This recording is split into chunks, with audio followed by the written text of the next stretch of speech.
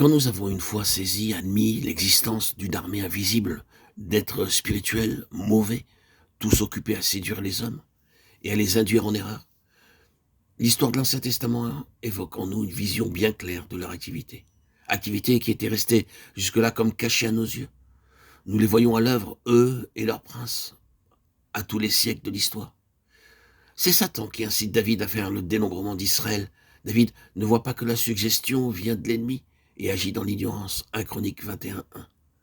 Job aussi est induit en erreur lorsqu'il croit que Dieu envoie toutes les calamités qui fondent sur lui et détruisent sa richesse, son foyer, ses enfants.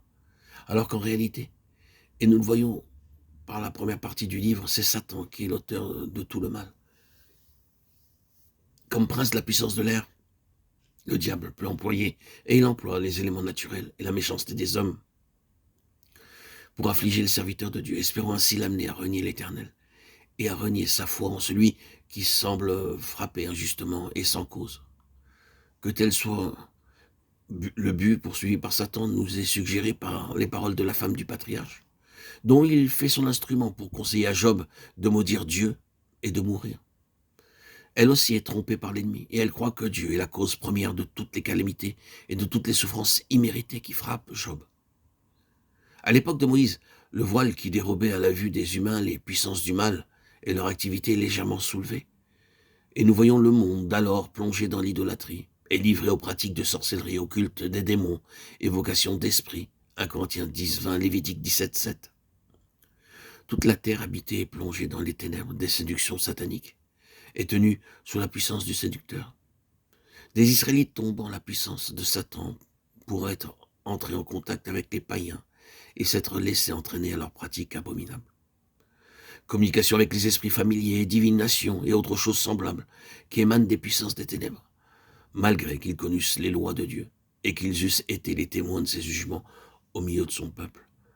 Voyez Lévitique 19:31, 20, 6:27, Deutéronome 18, 10:11. Le 10e chapitre du livre de Daniel nous fait pénétrer encore plus avant dans le royaume des puissances du mal.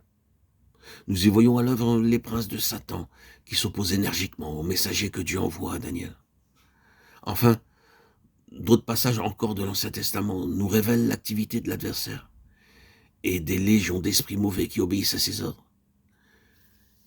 Mais d'une façon générale, un voile d'obscurité enveloppe l'ennemi, tant que n'a pas sonné l'heure solennelle où la postérité de la femme est manifestée ici-bas. Galates 4:4. Avec la venue du Christ, ce voile est en grande partie arraché, et le pouvoir de séduction qu'exercent sur l'homme les puissances surnaturelles du mal est clairement révélé. Enfin, leur prince, Satan lui-même, apparaît au désert pour se mesurer avec le Fils de Dieu. C'est sa seconde apparition sur la terre. Au moins la Bible nous garde-t-elle le récit d'aucune autre depuis les jours de la chute, le désert de Judée et le jardin d'Éden.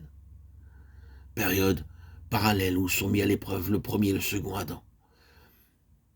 Auprès du Seigneur comme auprès de nos premiers parents, Satan met en œuvre toutes ses séductions, mais au désert il échoue complètement et n'arrive pas à séduire. Celui qui est venu pour remporter une éclatante victoire et détruire les œuvres du diable.